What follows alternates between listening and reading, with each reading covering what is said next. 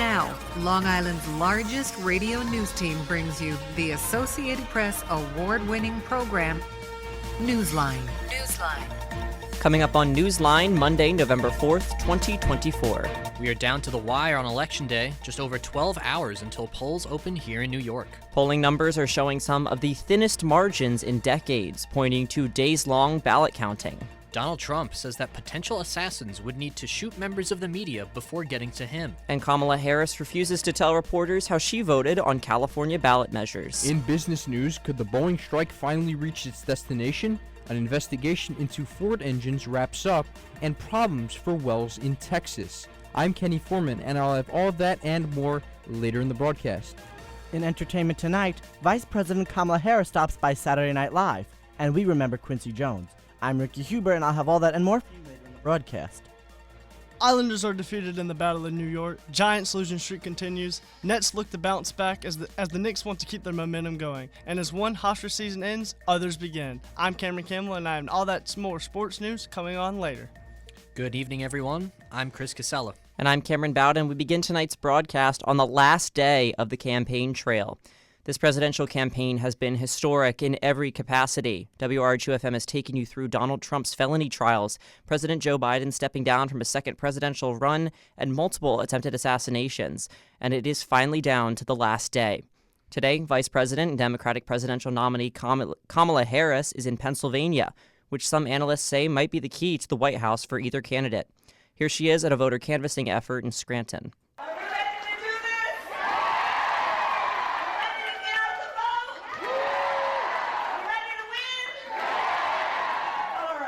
Harris is spending the day visiting working-class areas and ending the night in Philadelphia with guests that include Lady Gaga and Oprah Winfrey.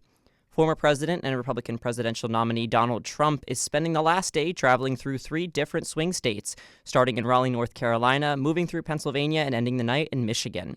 Here's Trump at that North Carolina rally earlier today. This is really the end of a journey, but a new one will be starting, and that's the one we've wanted to partake in, which is basically to make America great again. And now we'll have a chance to do it after today. Hopefully, everything will work out well. We're way leading. With historic early voting numbers that total 77 million ballots and polls that have Trump and Harris within a point of each other, this election is likely to be one of the closest in modern history. The closeness of these polls highlights that this presidential election could have one of the smallest margins of any election in history. With only a day to go, the gaps between voters on gender, race, and political issues could not be more disparate.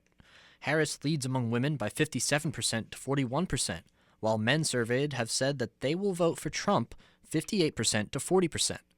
Democrats have lost ground with Latinx and black voters, with Harris holding a 54 to 40 advantage with Latino voters. Trump's presidency has overall been viewed as more favorable by voters, but Harris is overall a more popular candidate than Trump. Most voters think that Harris has a better handle on abortion, 53 to 33%, which is one of the biggest issues this election season. Trump seems to be stronger than Kamala on immigration and inflation by 25 and 12 percentage points respectively, according to those polled. Polls might not tell us who is going to win, but they will highlight the groups that lead to the election of the next president of the United States. Former President Donald Trump said at a Pennsylvania rally over the weekend that he, quote, should not have left the White House after the 2020 election. Trump lost the 2020 presidential election by 74 electoral votes to Joe Biden. In the aftermath, the former president spread false claims about election fraud and filed numerous lawsuits, all of which were thrown out in court. In the same speech, Trump also said this about journalists, sound from the Wall Street Journal. And I don't have a piece of glass there. And I have this piece of glass here, but all we have really over here is the fake news, right?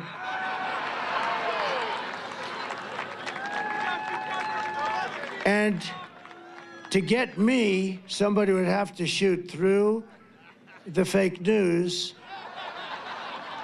and I don't mind that so much. This marks yet another moment in Trump's presidential campaign where he used rhetoric to target journalists. Vice President Kamala Harris refused to say how she voted on a proposed California measure that would reverse some criminal justice reforms. The proposal would make changes to a California law that would now allow felony charges for people who repeatedly shoplift and increase penalties for drug charges involving fentanyl. When asked by reporters about her vote, the vice president responded with this. So my ballot is on its way to California, and I'm going to trust the system that it will arrive there. And I am not going to talk about the vote on that because, honestly, it's the Sunday before the election, and I don't intend to create an endorsement one way or another around it. The initiative is opposed by many state Democrats, who say that the proposal will disproportionately affect people of color and fail to target root causes of petty theft. Heavy rain, thunderstorms, and tornadoes tore through Oklahoma yesterday, leading to at least 11 people's injuries across the state. No one has died, according to Governor Kevin Stitt, but more storms are expected. Here's Stitt from a news conference today. We've got more storms coming, so don't rely on the sirens. Make sure you're watching your news and your cell phone. Oklahoma City Battalion Chief and Information Officer Scott Douglas shared more on the destruction that the state capitol experienced. Widespread damage to housing, to some residential and commercial properties. Our initial response was pretty tough due to the torrential downpour. We had heavy rain. Tornadoes started across the state that led to the destruction of residential and commercial buildings. According to the chief of forecast operations for the Weather Service Storm Prediction Center, Rich Thompson, there may have been up to 6 tornadoes. I think with some confidence there were probably at least on the order of a half dozen. Now that could clearly change. That's very preliminary. But from what I saw, because I was awake watching some of this since it was local, and it appears that there could have easily been at least 6 tornadoes or more. Recovery efforts are underway across the state, and most of the state remains under flood watch and thunderstorm watch. Governor Stitt expressed that authorities and officials are working to restore power at polling sites across the state ahead of Election Day. Earlier today, Indonesia's National Disaster Management Agency said that a series of volcanic eruptions is the cause of at least 10 deaths. Around midnight, Mount Liwatobi Laki-Laki started to spew volcanic ash into the air, reaching heights of around 6,500 feet. The ash that landed in villages sparked fires, and according to Firman Yosef, an official at the Mount Liwatobi Laki-Laki monitoring post, a convent of Catholic nuns and several houses burned down. The ash and other volcanic material reached villages as far as 3.7 miles away from the volcano's crater. According to the National Disaster Management Agency spokesman, Abdul Mohari, at least 10,000 people have been affected by the eruption. Rescue teams are still searching for more bodies, as those that have been found were within a 2.4-mile radius of the crater. The National Hurricane Center in Miami has said that there is now a hurricane watch for the Cayman Islands and tropical storm warning for Jamaica, as another weather system in the Caribbean is expected to strengthen this week. Earlier today, subtropical storm Patty has evolved into a tropical storm about 380 miles east of the Azores.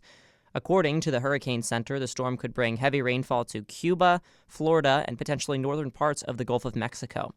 This storm was originally located around 275 miles south of Kingston, Jamaica, and 465 miles away from the Grand Cayman Islands, with a sustained wind speed of 35 miles per hour traveling north around 6 miles per hour. Coming up after your Newsline specialty report with Kenny Foreman, an interview with a local candidate for state assembly, a new state regionalization education plan draws ire from Long Islanders, and updates to the case involving a lethal chokehold on the subway. But first, your Newsline traffic and weather update with Jackson Warren. WRHU News Time is 5:39. Newsline. Up to the minute local traffic.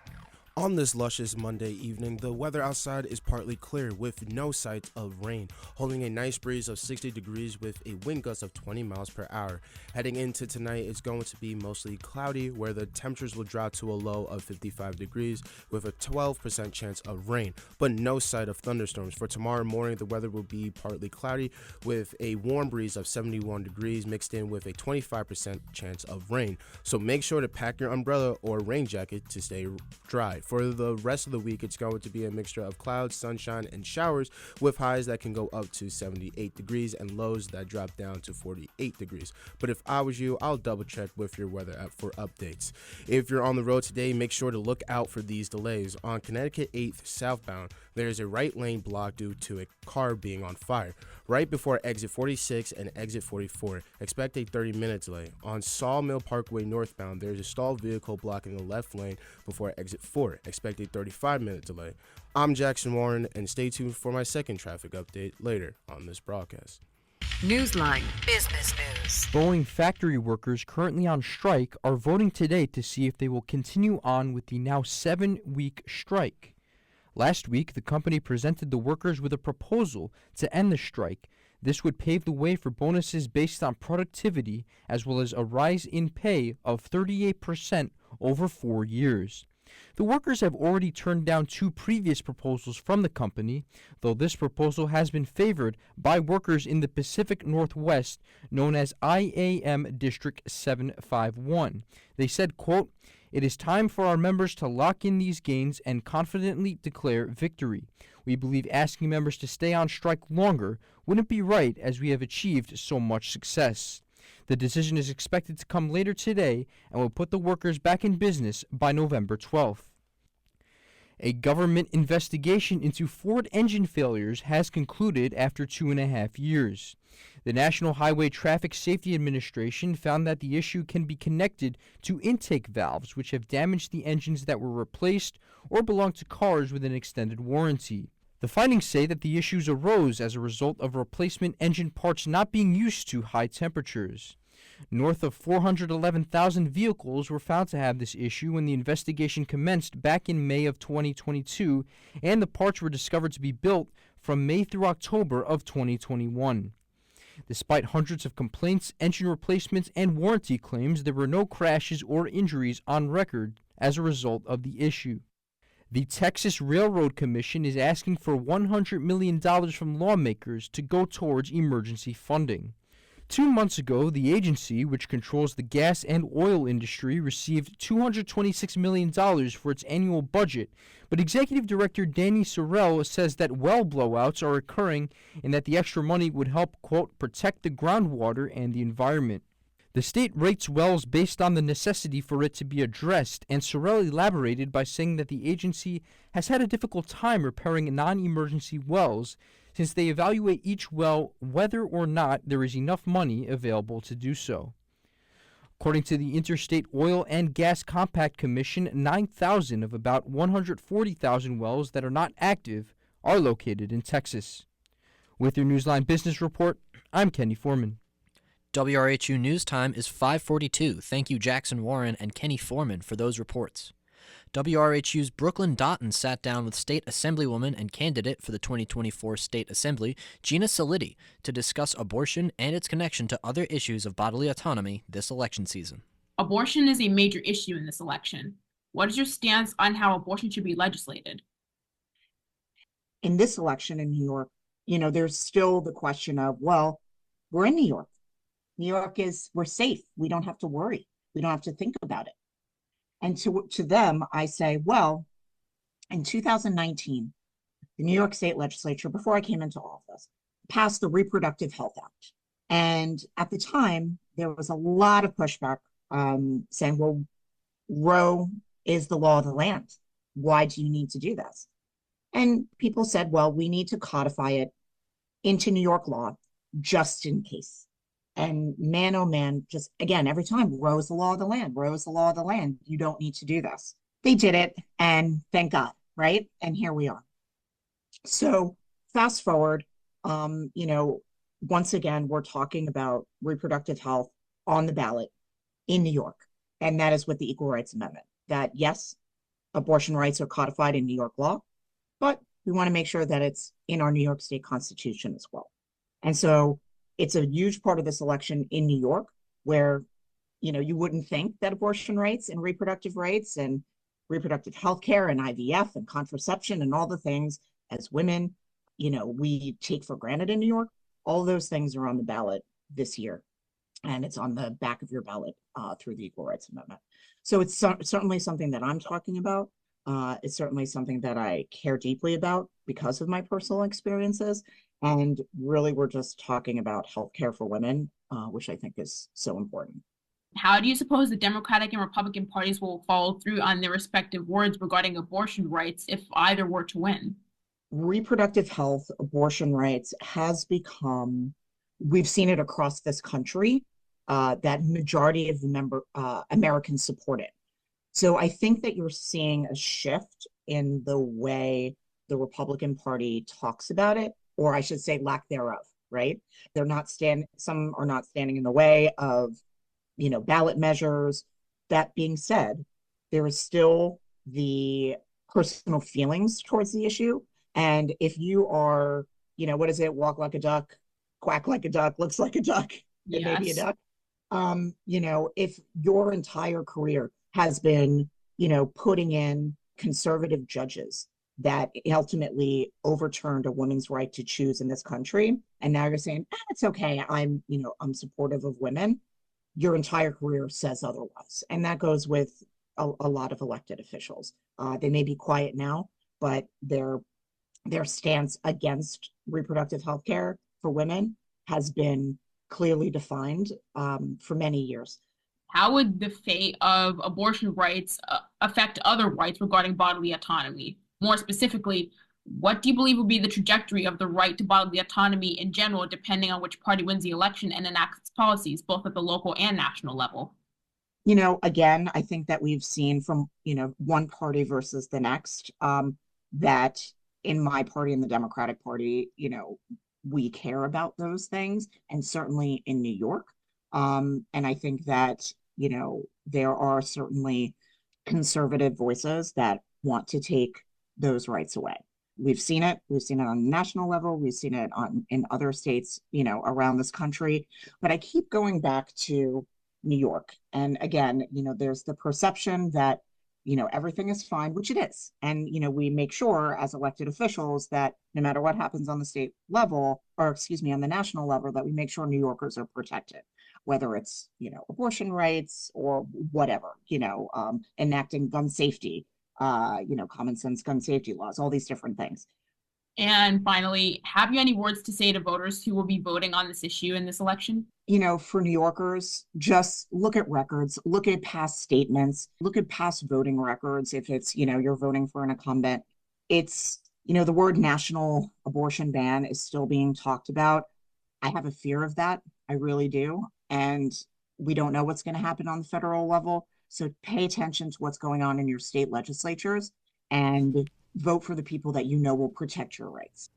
Thank you again to State Assemblywoman Gina Stillity and WRHU's Brooklyn Doughton for that interview.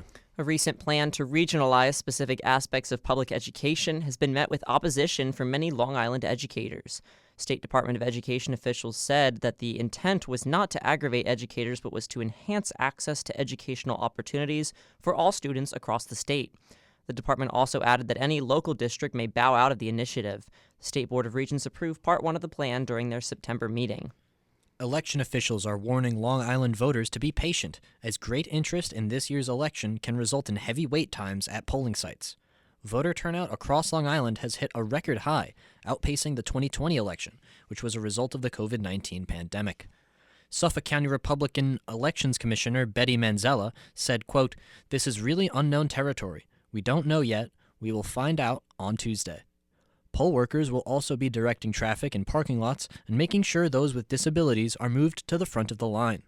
Long Island has had a record turnout for early voting as well, although it is unknown how that will impact the Election Day crowds. To bring us commentary on what he thinks of the New York political landscape, we go to an interview with Josh Lafazan, a former state legislator turned strategist, and myself. Take a listen. Well, to start off today, I wanted to ask, could you give some context to our listeners about what are some of the biggest races that you think people within Long Island and in the greater New York region need to really look for on election night? Yeah, so it's interesting because New York State is not a swing state in terms of the presidency, but it's a swing state in terms of House races, right? People think of New York as a solid blue state, but the House majority runs through New York. And so these crucial races that we're looking at, one is right here, and Hofstra is located right within it. The 4th Congressional District, Anthony D'Esposito versus Laura Gillen, was rated as the #1 most likely seat to flip from red to blue, given the breakdown of demographics and the breakdown of party registration. Also looking at races like Josh Riley in upstate New York, looking at John Avlon out in Suffolk County versus Nicola Lotus. So all across New York, we'll be having a lot of action that we'll be paying attention to. So let's look first at the Democrats, because there have been some developments within New York State that might have some impacts on this upcoming election. First and foremost, something that's been covered recently a lot has been the Eric Adams administration in New York City. And I'm wondering, do you think that there's going to be any kind of impact that, the scandal surrounding the Eric Adams administration might have on New York Democrats as a whole? It's funny because I've been asked this question. My answer is no, because I think that for voters outside of New York City, like Long Island, and for upstate New York, I mean, voters are already unhappy with the state of affairs in the city. I believe it might affect races within the 5 boroughs, especially when it comes to assembly and Senate races. But I don't think his troubles will impact races here on Long Island, despite Republican attempts to tie Democratic candidates here to Eric Adams. Another thing that has been sort of looked at has been Kathy Hochul and this race where she was against Lee Zeldin for the governorship, and she only narrowly, beat him out over, I think it was a 5-point margin or something along those lines, which a lot of people have pointed to as potentially being a sign that maybe the Democrat establishment is losing a little bit of its support across the state. What would you say to someone who might argue that point? Sure. I think 2022 was an interesting year on itself, right? It was a midterm election after the election of President Biden, and we know historically that the party that is in power of the White House will traditionally be vulnerable in that midterm election, which is kind of a swing to the other side. So I think a number of factors were at play in 2022. I will say I think the Democrats responded the way that they should have, which is to rebuild the Democratic Party in this state. Jay Jacobs is our incredible chairman, working with Kathy Hochul and Hakeem Jeffries. They have built a juggernaut in this state. They've knocked on millions of doors, made millions of phone calls this election. So I think 2022 is perhaps a wake-up call, and I think 2024 will show the strength and efficacy of the renewed vigor of the state Democratic Party. When it comes to the Republicans, there have been claims by former President Trump that he's going to flip the state of New York from blue to red. And I'm wondering, what would you respond to Republicans who believe that, the state will be able to be flipped from blue to red this fall? Yeah, it's funny. Vivek Ramaswamy said at the MSG rally that New York is a swing state. It's not, and they know it's not, right? So no one, I believe, is truly putting money into Kalshi or any of these betting platforms that they really think that New York is going to flip. I think what they're doing is trying to establish an environment where New York is in play to help all the other competitive seats, because again, the House majority runs through New York. Right now it's 220 to 212 in the House. You flip 5 or 6 seats in New York, there's your majority. And so I think the emphasis on New York in play is disingenuous from those folks who don't believe they're going to win New York. Perhaps somebody is crazy enough to think that they will, but they are trying to establish an environment where they get everyone out to vote, and where they flip these seats and New York becomes the road to the majority. Would you say that you think, Donald Trump's endorsement of some of these, I guess we could say Long Island candidates, because that's really where it stems a lot from, District 1, D'Anthony D'Esposito in District 4. Do you think that these endorsements have any kind of impact right now, at least, on these candidates? And where do you think that they might help or harm? It's funny. Personally, I don't. Given it's not a primary, in a primary that would make sense in terms of an advantage. But typically for those core base of the Republican voters, they're likely voting down the ticket row B, right? So from President Trump all the way down. So I don't think the endorsement matters so much in a general as it would in a primary. Thank you again to former legislator Josh Lafazan and myself for that interview. Coming up, your Newsline Entertainment Report with Ricky Hubert and your Newsline Sports Break with Cameron Campbell. But first, your Newsline Traffic Update with Jackson Warren. WRHU News Time is 5:54. Newsline Traffic. If you're traveling towards LaGuardia or JFK today, look out for these delays. As of right now, there is no destination delay for JFK or LaGuardia. For departure and arrival delay, both airports are expecting a delay of 15 minutes or less. If you're heading towards the LIRR today, there is one delay. As of today through November 8th, there will be no westbound service from Forest Hill and Kew Gardens due to maintenance on the tracks. The maintenance starts at 10 a.m. till 3 p.m. For the rest of the trains, they're running on time, so don't be late. For your traffic update, a crash on I-95 southbound is blocking the left lane. Expect a 30-minute delay. On Connecticut 15 southbound, there is a crash blocking off again the left lane on Connecticut 15 southbound before exit 59. Expect a 16-minute delay. That is all the traffic and weather update for now. I'm Jackson Warren. Newsline. Entertainment. Vice President Kamala Harris made an unexpected campaign stop this weekend. Studio 8H in Rockefeller Center to appear alongside her Saturday Night Live impersonator Maya Rudolph. The real Harris sat across from Rudolph, giving her a pep talk regarding tomorrow's presidential election. The cold opening ended with the two staring into the camera and saying the famous tagline, quote, "Live from New York, it's Saturday night." However, not everyone is laughing about Harris's appearance over the weekend. An FCC commissioner stated that the current Veep's cameo was a, quote, "clear and blatant effort to evade the FCC equal time rule." The commissioner's statement came in response to an Associated Press alert that Harris would appear on the program. NBC responded by filing to the FCC that they'd provide former President Trump a moment to address viewers following a NASCAR race and during Sunday Night Football. Therefore, equal time. Music industry titan Quincy Jones passed away yesterday. Throughout his storied career, Jones arranged records for Ella Fitzgerald and Frank Sinatra, composed the soundtrack for Roots and In the Heat of the Night, produced Michael Jackson's historic Thriller album, organized President Clinton's first inaugural celebration, and oversaw the recording of 1985's We Are the World to support famine relief in Africa. Jones was scheduled to receive an honorary Academy Award next month. He was 91 years old. With your Newsline Entertainment Report, I'm Ricky Hubert, WRHU.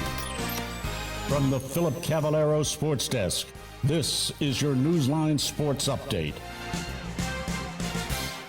The Islanders were defeated by bitter rival New York Rangers 5-2 in the Garden. Goals by Casey Zizekas and Brock Nelson cut into the lead before two late goals sealed the deal. The Islanders finished their three-game road trip and return to UBS Arena to play the Pittsburgh Penguins tomorrow at 7:30. You can catch all Islander games here on 88.7 FM, WRHU, and all across Islander Radio Network. We turn to the gridiron as the Giants lose yet again. The Washington Commanders won 27-22. Giants traveled to Munich to play the Carolina Panthers at 9:30 in the morning, with the Jets also traveling to Glendale to play the Arizona Cardinals at 4:25 on Sunday. Switching gears, we turn to basketball as the Nets lose to the Detroit Pistons 106-92. Tonight, they turn their attention to the Memphis Grizzlies and do battle at 8. Knicks continue their road trip as they visit the Houston Rockets with tip-off at 8:45. Finally, we finish with Hofstra Sports. A late rally wasn't enough as the women's soccer team were defeated in the CAA semifinals by Monmouth 4-2. Goals by Louise Hayden and Millie Davis. Tonight is the night as both men's and women's basketball teams start the season. The men's are playing SUNY Old Westbury right now, and that score is tied at half 34-34. But don't go anywhere as the women's play right after at 7:30 against Sacred Heart. With your Newsline Sports Update, I'm Cameron Campbell. That will do it for tonight's edition of Newsline. Many thanks to the entire WRHU News team. Engineering our show this evening is the positively perfect Parker Driscoll. Access real-time local Long Island, New York, and global news, along with content from WRHU Talent Monday through Thursday, 5:30 to 6. And tune back in from 7 to 9 Monday through Friday morning for our talk show where we discuss Long Island life, national news, and international issues from the minds and mouths of Hofstra students on the morning wake-up call. Lastly, check us out on social media at WRHU News for behind-the-scenes content. Thank you for tuning into Newsline, only here on your 4-time Marconi Award-winning radio station, 88.7 FM, Radio Hofstra University. For Newsline, I'm Chris Casella. And I'm Cameron Bowden. Thank you for listening. And have an excellent night.